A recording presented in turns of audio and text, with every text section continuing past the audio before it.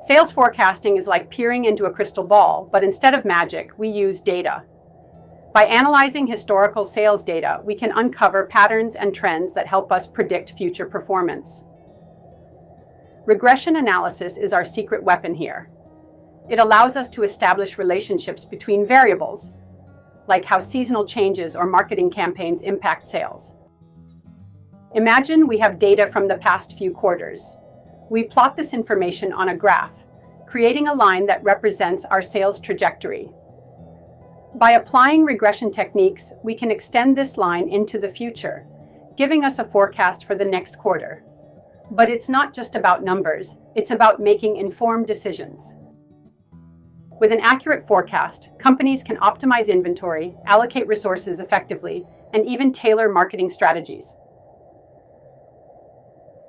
So, the next time you hear about sales forecasting, remember, it's not just a prediction, it's a strategic tool that can drive success.